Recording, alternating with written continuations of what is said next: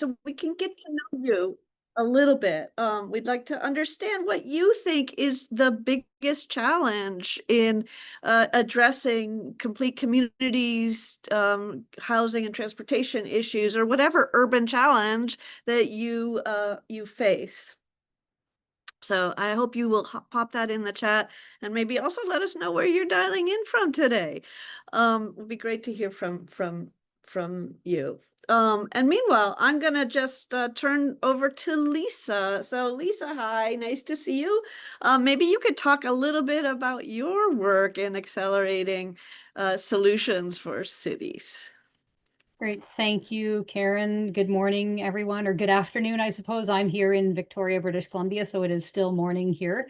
My work intersects very much directly with the course content. So currently, I'm working at a program, running a program called BC Builds, where we are building mostly a kind of middle income workforce housing centered around complete communities. So we use public land, and we have a mandate from the province and funding from the province to get housing built quickly. So rather than kind of the 3 to 5 years that it usually takes to get a project under development, we have it's a bit of a housing acceleration program, and we take 12 to 18 months to get a project from, hey, we've got land, to we've now got it under construction.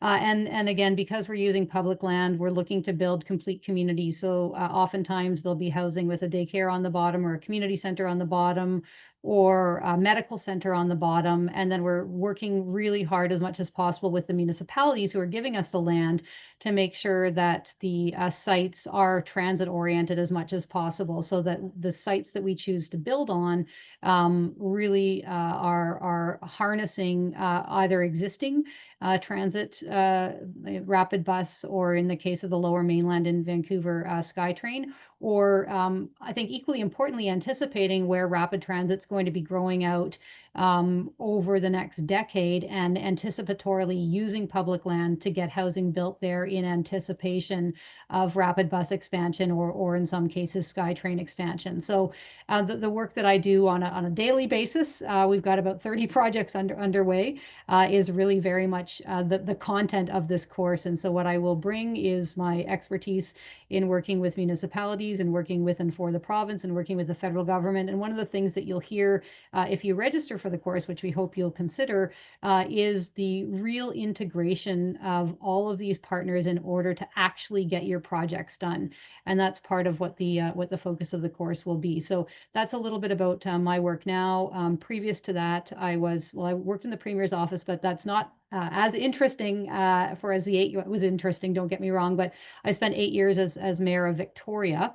And was really on the front lines, getting new housing built, getting new housing policy in place, sitting on the Regional Transit Commission, pushing for the expansion of transit into those areas. We're really trying to align housing and transit. So yeah, I guess I considered myself when I was in office to be a bit of a maybe political entrepreneur, or action-oriented politician, really kind of on the front line. So I bring that deep understanding of cities, plus the work I'm doing right now province-wide. And what I get most excited about, and this might be anticipating Karen's next question about this course, is we've taught it twice now, and people like yourselves come in with real projects and real challenges that they are trying to build or solve or work on. And then we throw all of our resources, both from myself and Karen and Numan, as well as all of your resources and your skills, together to start to really, the objective is, when you're finished the 6-week course, you can go back and continue to implement with a whole new set of tools that you might not have had before you started. So that's a little bit about me, and a little bit about why I love teaching this course. And back to you, Karen. Okay, that's great. And you won't believe the chat. It is so fascinating. I love hearing from you all. To me, I'm a data person. So these are all data points. You've just given us some really rich data points on what's on your mind. So, and it's what's on our mind too. So you'll see a lot in there, Lisa, about coordination, the complications of coordinating across silos, or coordinating even just funding streams. These are the types of nightmares that urbanists deal with on a daily basis. I'll talk about just one that's in the chat, which is NIMBYism. That's what I work on. I work on communication and storytelling. That's what I teach at the University of Toronto and what I used to teach at the University of California, Berkeley. And what I'm very interested in is finding the story that will capture the values that will bring us together so that we can build consensus around issues. And I work also on visualization and finding ways to actually do make compelling images that then can kind of change hearts and minds. And so we have a session on this during Leading Urban Change, and I really we it's very, very generative moments. Lisa, you're the coordination person. So how does your workshop help with these types of issues? Well, you know what, Karen, I was thinking if I were here right now, as someone coming into this workshop, I will talk, or into this session rather, I will talk about my workshop, but maybe and I'm sure or not sure, but probably most folks have looked at the way that the course flows, but maybe I will answer your question, but just talk about the course flow first, and then I'll situate my workshop in it. So the first session is one online digital session where everyone does their initial project pitch and outlines the challenges they're having.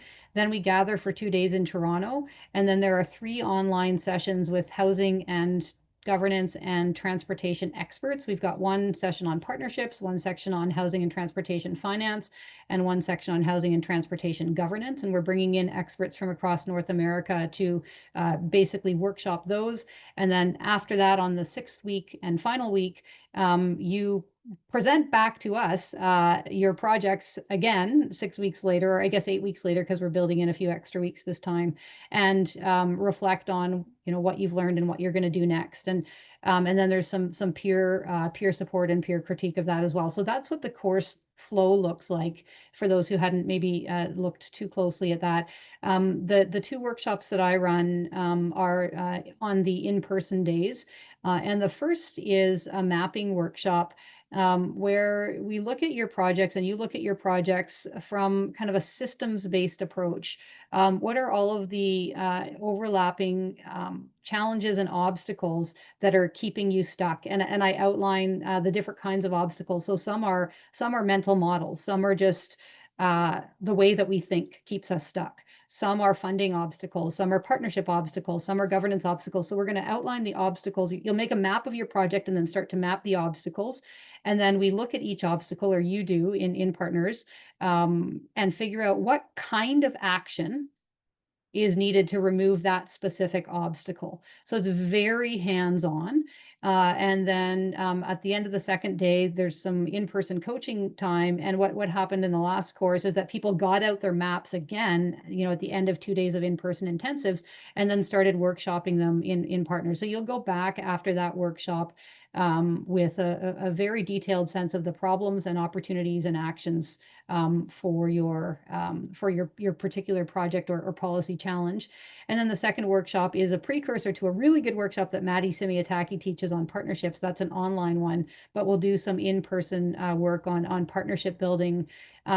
Particularly one I like to focus the workshop that we do in person, partnership building, particularly when partnerships are challenging or where there's values disagreement maybe, but you need those partners. So really kind of unexpected and unconventional partnerships and how to build those. So those are the elements of the course that I like to that I love to deliver and to interact with all of your projects and your work on. Yeah, and then we're Numan Ashraf, who is our co-instructor. He's a little delayed joining us today, but he brings a tremendous energy to the in-person sessions. He focuses on leadership development. He's the advisor for pedagogical innovation at the School Cities, and then he teaches like 8 courses to MBA students every year. So he's very well versed in the leadership literature and very inspirational. We keep telling him he should write a book. But he brings a whole different component to the class, because Lisa and I are just, urbanists, but we really felt like we really needed that experience, that MBA level kind of experience. And so he brings that component in as well. We're going to start at the top of the hour. We'll start taking some questions. But I wanted to make sure we covered other aspects of the class. One of the things we've started doing, because the School of Cities is a think and do tank, and we have great access to faculty at the University of Toronto, and as well as the great students of the University of Toronto, is we have been helping out our learners with case studies. So conducting case studies of your work, if it's helpful for you, we can write up what you're doing, and we will be starting to add those to the Leading Urban Change website, so you can see what other participants have been doing over the couple years of this class, and it's really inspirational, kind of local solutions that folks are coming up with, and that they're really interested in figuring out how to build, how to scale, how to sustain, and we work on that with them. There's that I was going to go back to a comment in the chat. Let me see where it was. Yeah, micromobility. That's great to see that program represented here in Mississauga. Great to see that work. Lack of a common goal. That's I was going to pick up on Alex's text there. Yeah. So this issue of goals, I think, in my view, comes back to a lack of basic understanding and communication of values. So very often we have our goal in mind and we're laser focused on that, and people may not see themselves in our goals. So one of the things we try to work on in this course is to bring you back, to think about what are the common threads across all of us, what are the values we all share, so that instead of presenting people with a goal that they may then push back against, how do we find something that they can buy into, and that they also want to lift up? So this is what it's all about, is building those common goals. Um, Karen, I just want to jump in, and because you got to ask me a question, I want to ask you a question. What are the, like, if you had to list or think about three main things in addition to what we've talked about that folks will get from taking this course? What are the key takeaways that you think that people will get from enrolling and putting in the time and working through their projects together with us?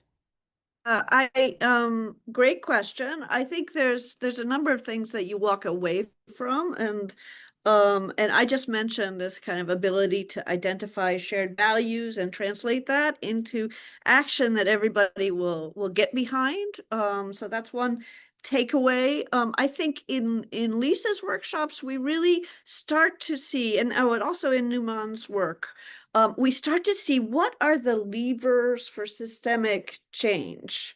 So, how can we act now, but then also how do we think long term about how to move the boat around, and what are the systemic changes that we need. And one of the things that Lisa will talk about is soft power, and the soft power that it takes to remove the obstacles in your path. Those are sort of the big picture goals. There's also kind of tangible things that come out of this, other than the certificate, which you get from the University of Toronto. That's an asset, but also that you will have new friends. That's a very tangible goal. So what we found is that the alums from this program have formed new networks from across North America that are serving them to this day. And we even hooked up last time. We hooked up a venture capitalist with with someone who needed finance. So that was really, really exciting to make those connections. And then I guess the third kind of tangible thing is that we're focused on what you're working on right now. We're focused on, this is not just a conference with people talking at you. We're actually focused on what is troubling you in your work, or what are those experiences you had previously in your workplace that you want to kind of reflect on and think about how to do it better. And hello, Numan, welcome. So nice to see you. What's bringing you joy? I have a friend from out of town, from Alberta, who's joining me. And so that's why I'm joining you from the Gallery Grill at Hart House. And I hope when you join the program, we will all have a chance to come here. My apologies for being late, Karen, but can I just jump off the last thing I heard you say, which is that we actually are deeply interested in the things that are worrying us. But beyond the worry, can we give you a cohort experience? Can we give you some tools? Can we give you a community of practice in which you can reflect and apply your square inch of capital, be it intellectual, social, community, or professional, and move the ball forward in that space? And I think that's where real change happens. And that's, I think, why this program is an absolute must for people who have both what Aristotle called the moral will and appreciate the moral skill. I think I come at this from the lens that leadership is in a crisis of credibility, and the way to rescue that is not to hypothesize, but to prototype new forms of leadership through projects, through communities. And I'm with Karen. The interconnections that happen naturally through the program, organically, are such a rich byproduct of experience, and dare I say, one of the most important things that we can offer. So as you can tell, I'm a fan. I learned so much from each iteration, from Lisa and from Karen and from everybody else. But I also want to say sincerely from each of you. And have you talked a bit about the coaching that we're trying to offer? Yeah, so coaching is another way of creating both high psychological safety and high accountability. Two conditions that I think have to be met for us to help move your work forward. So that's me in a nutshell. I'm delighted to be here.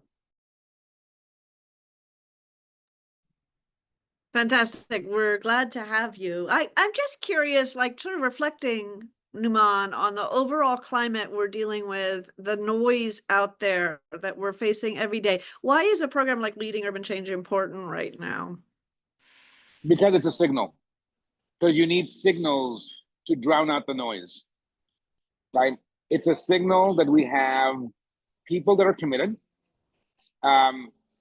people looking to partner, and people looking to learn with each other. So, I mean, Karen, you and I and Lisa have consulted dozens, if not hundreds, of organizations across sectors, right?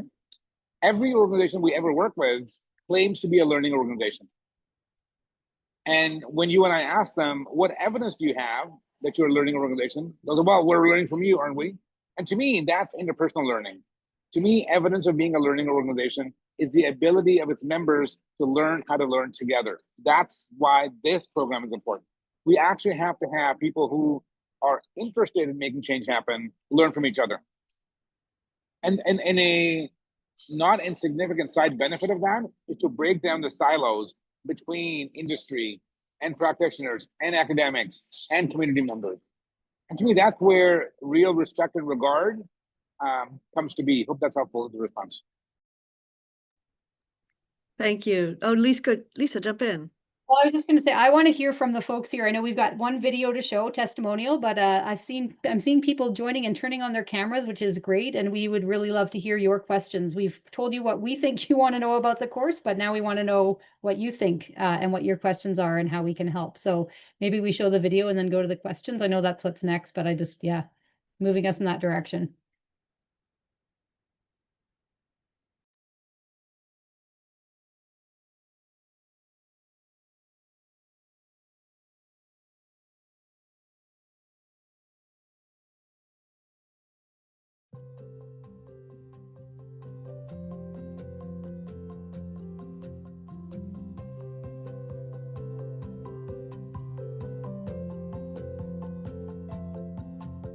Leading urban change is important right now because we're running into a head. The systems that we have trusted and worked within for decades no longer work with Canada and with Canadians and the needs that we have today in our population. We really need to change the way that we look at things and change the way that we get back to the expectations that we have for Canada. It gives you insights into the methods that people utilize in different sectors, from city planners to CEOs. Everybody's focused on the same problem and they bring together their shared experiences and perceptions to hash out what it looks like so that we can get a good view. I'm flown 3,000 kilometers to come in for this course. It's great to come here for 2 days and interact and connect, and then go back and maintain those relationships over the next 6 weeks remotely so that we can continue the work and continue breaking down some of those barriers. It's great to be involved in a program where the professors are as passionate as the students about how we can make an impact and giving us the tools so that we have a clear path forward in addressing those problems. What excites me most about this program is getting in a room with a group of professionals that are all passionate about making a change that we see as needed.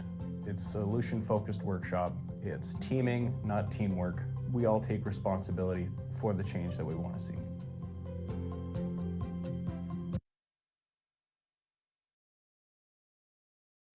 Great, that's Jordan. Also was starring in our City Talk last week. So let's hear from you all. What questions you have for us? Don't be shy. And while We're you're thinking of those questions, I just wanted to point to one thing that Jordan said, which is he said this is teaming, not teamwork. Teamwork is often about execution and efficiency, and teaming is about execution and learning. With that plug, what are your questions? And we'd be happy to unmute you if you want to just speak out.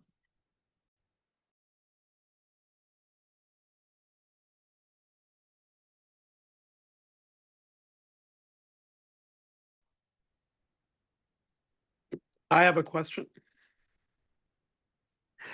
Terrific. My question is, for someone who's not professionally in that capacity, but I mean, various times I've been in an academic capacity, like I've studied in this field, but I have not had the opportunity to be professionally involved in this capacity. What does that what would that look like? Like it still intrigued my interest. It's the most thing that I'm here now, but I think I don't know if my question's unclear. Sorry. Yeah, no, I think I understand you that you don't have work experience in the urban area yet. Is that right? Or Correct. And my current profession in the federal government is not is not necessarily related at all to the field.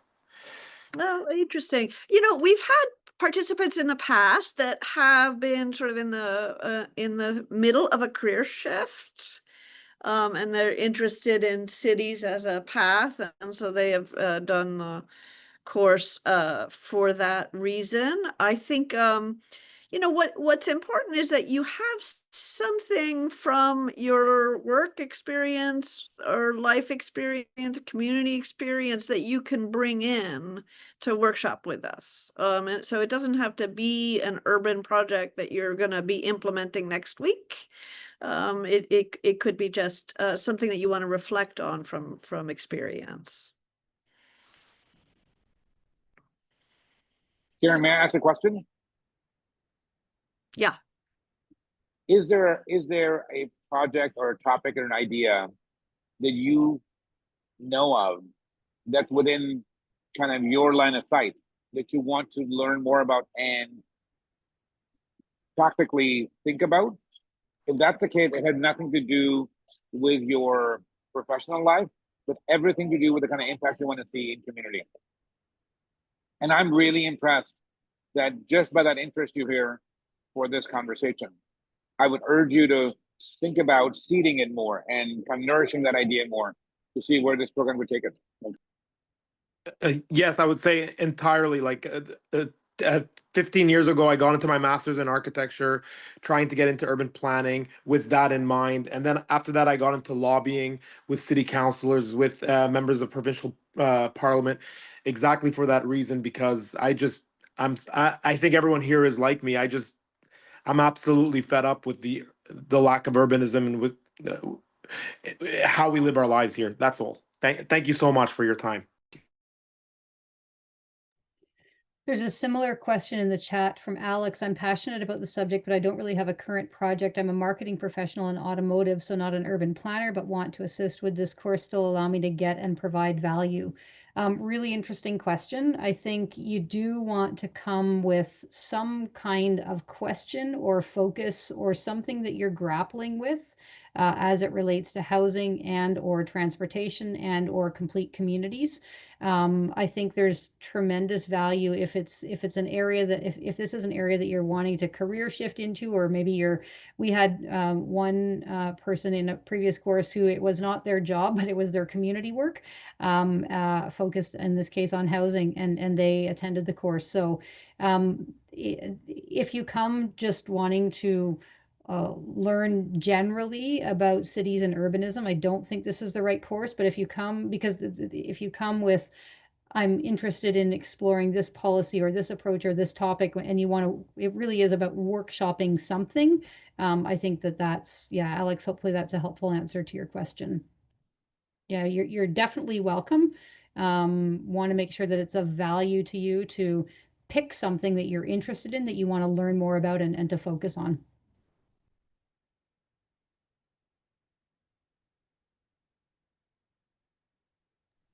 Ben, did you want to hop in with a question? Sure. So the initiative I'm looking to put together is I've been tracking the planning and implementation of active transportation infrastructure across Nova Scotia for a number of years now.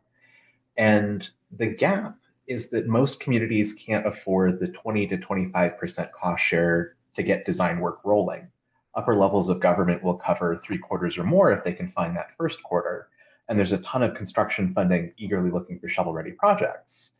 But to address that gap in communities finding that first quarter, I'm trying to find a way for industries that have a vested interest in safer places to walk and roll or more viable alternatives to driving in more places to be able to contribute so communities can meet that 25% and get their projects into design. The question I'm interested in this program to explore is what are the ethical guidelines around using private sector funding to fund the design of public civic infrastructure?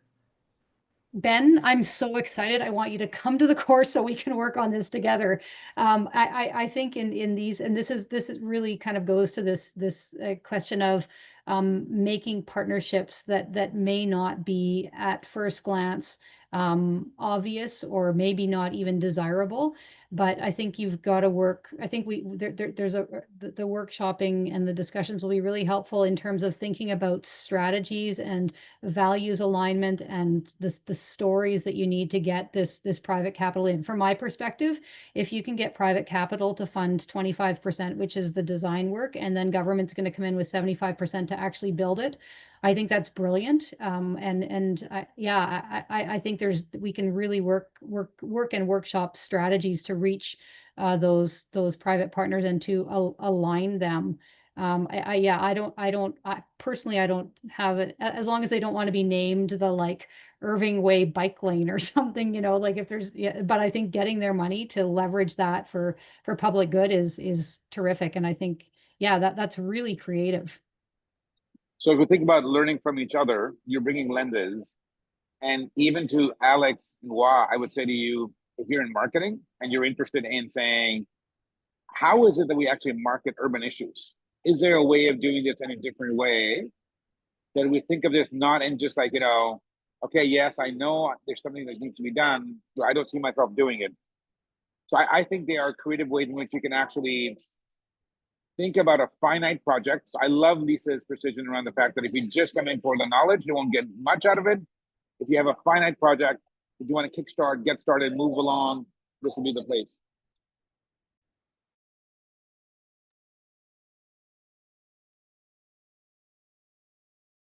If you don't feel comfortable speaking into the room, you can also feel free to put your question in the chat. But if you, have a question, you want to raise your hand, we're happy to hear it that way as well. Yeah, I was just going to say, I'll just speak quickly at that. And I know other people have questions that might want to take the course, but I'm very interested in the subject. I've been in automotive for about 15 years, and I launched the Chevy Bolt in the US and couldn't get it to go. So what you're talking about is kind of how to have that conversation, how to help with the transition. And then I was just saying I was living in Europe for the last 3 years, and they're much more sort of serious about, I would say, serious about urban planning just because of density and things like that. So I was interested to help out, but I've been back a very short period of time. So to have a project would be a bit, yeah, I mean, I don't know enough to have a project is the point I'm making. Nothing like a deadline to get you started, in my view. Or Alex, I mean, if you are interested, I mean, it would be a great kind of learning opportunity, and maybe project might be too much to ask of yourself at this point, but an idea or an approach or something you'd like to explore, or a question, or basically something you can work on.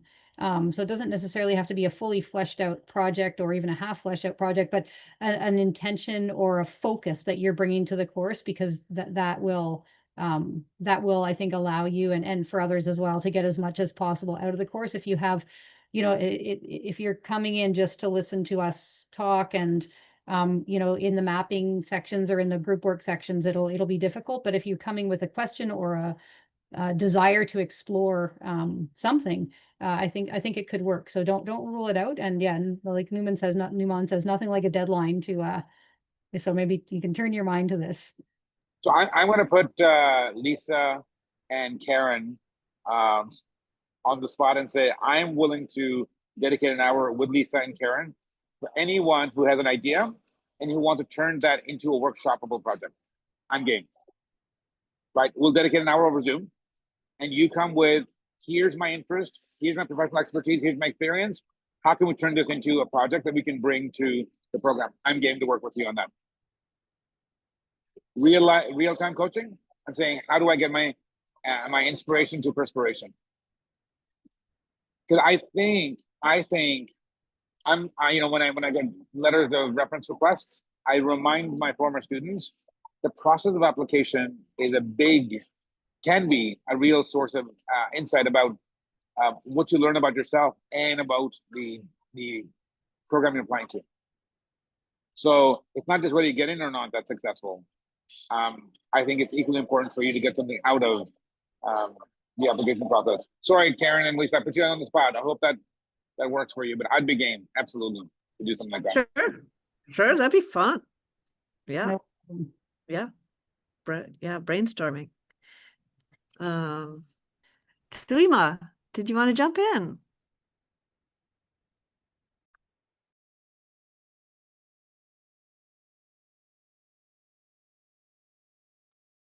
Can you hear me now?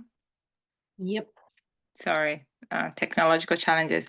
Yeah, thank you for this session. I was just going through the brochure, and it says that there will be a focus on integration. So I'm just wondering, will the course then consider the cohort in the program, or is there already thought of the type of challenges and opportunities we will be discussing per se? Like, is it evolving organically? From what I'm hearing is students can bring their issues, but is there a philosophical stand and that pedagogical aspect to what we expected to come out with from this program?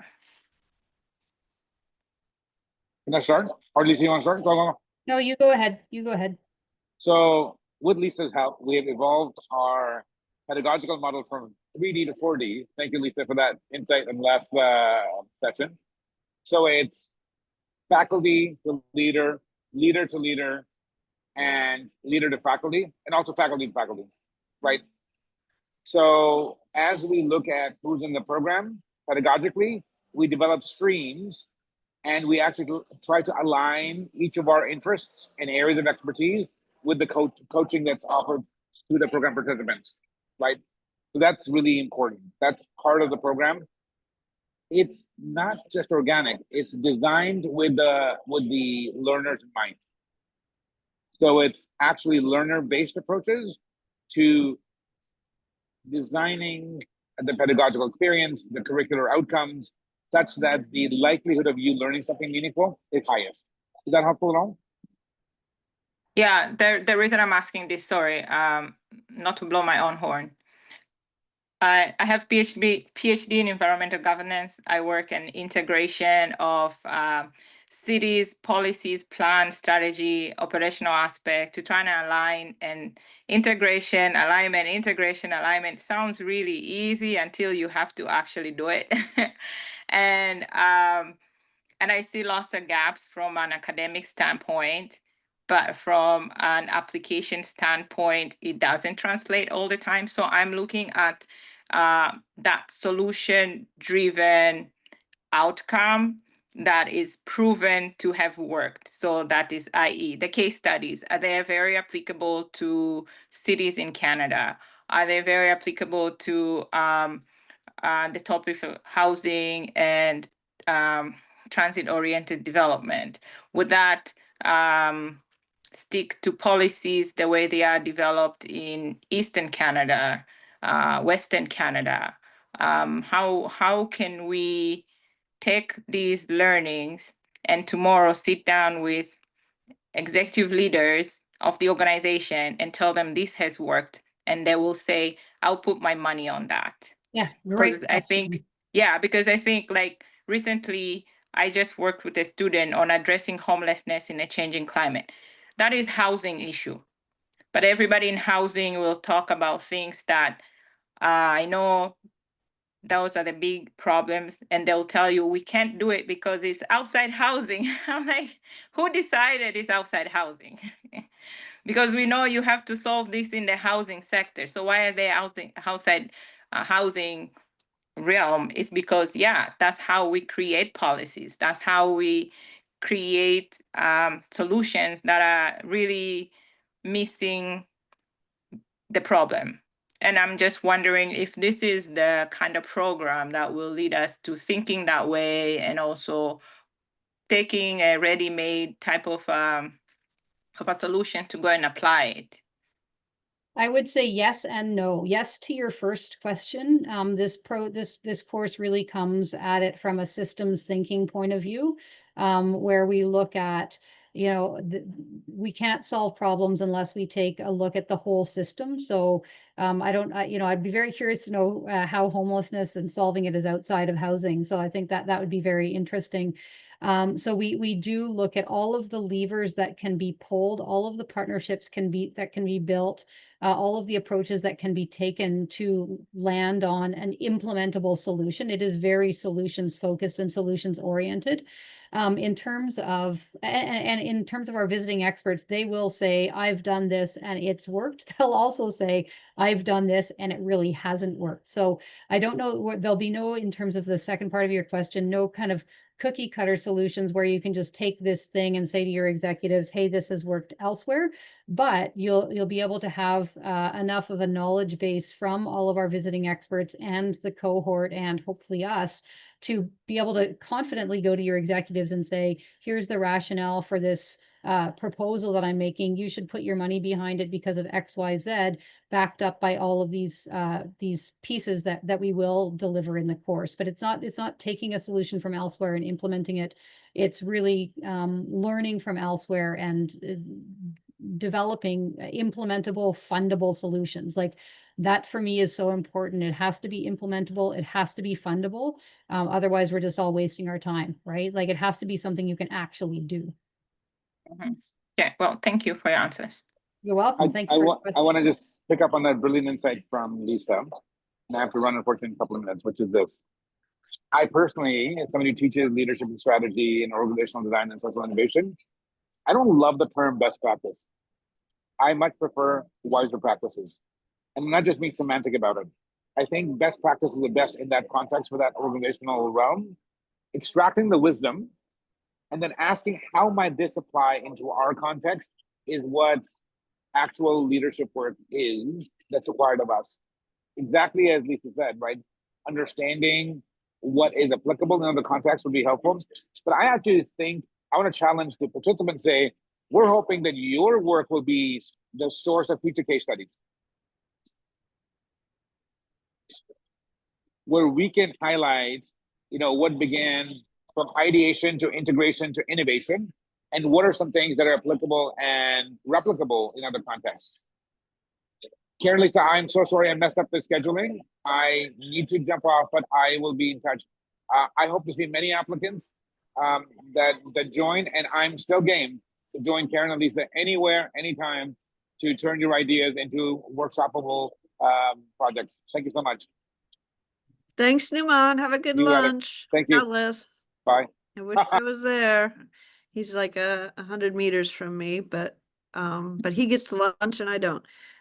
So we actually we're gonna go now to questions. And any further questions you can put in the chat. And meanwhile, I want to introduce Gabriela, who's our senior education officer at the School Cities and available to meet with you one-on-one. I also wanted to say, to follow up on Numan's suggestion about workshopping, that I have a little time now after this webinar, and I'm happy to hang on and chit chat with anybody who wants to stay on and ask me questions one-on-one. So, but Gabriela.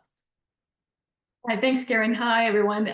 Nice to meet all of you, and thank you for joining us for this webinar. My name is Gabriela Pawlus Kasprzak, and I'm the Senior Education Officer at School Cities. And within my capacity, I oversee the professional development programming. So if you have any questions about this program, I know Karen has offered, but if you don't have time to meet with her directly afterwards, please feel free to either email me or to set up a one-on-one.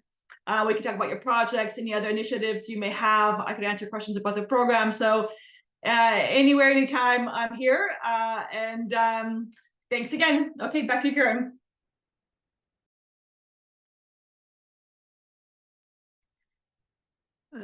Okay, program description question from Ritika. Okay, teams 2 to 3 people. Yeah, so here's what's gone on in the past is we have often had we've often had groups. We typically have about half groups and half individuals. It seems to work that way every time. I don't know why. And they seem to benefit no matter what the formation. So we like groups because it's a way to kind of reinforce learning throughout the whole organization.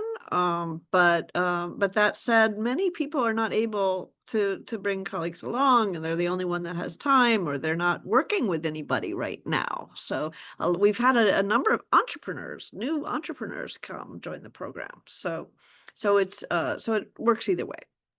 Yeah, I'll just add, I think the benefit of a team is, as Karen says, you work with your team, you flesh out your project as a team. The benefit of coming alone is you're going to be partnered when in the group work sessions with somebody who may be working on a very different project and whose insights you'll really benefit from in that back and forth work. So there's real power of coming as an individual and then partnered with others. We've watched both work really well. And actually some lasting alliances be built. There were 2 people from our last cohort. We just happened to partner them up. Now the last cohort was just very focused on housing, but they just each came alone and they worked together in the first group session. And then I think now they're, long after the courses ended, still connected and helping to support each other's projects. So there's benefit in coming alone from that perspective.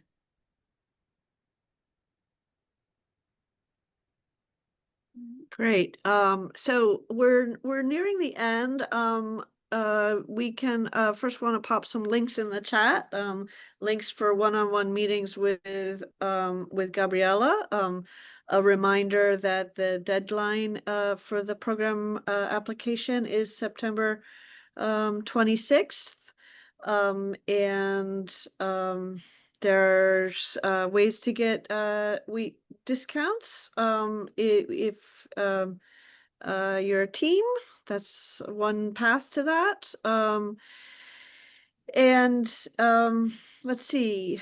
What I'd like to do is kind of hang on in case there are folks that do want to chat one-on-one. We can just hang here and then chat afterwards. We can hop into breakout rooms and do some chatting. David had a question, I think. Hey, thanks, Lisa. Yeah, I was just going to say I have a very raw concept and would welcome, the conversation either now or later. Like, I'm not sure if I haven't worked in the Canadian market. I'm coming to you from the Philadelphia area, but I'm a dual national. I'm very very glad of that. But my concept has to do with partner potentially serving as an intermediary if there's a need between churches or other faith-based organizations and private developers to put together partnership agreements that would allow the development, production of new affordable housing units. Yes.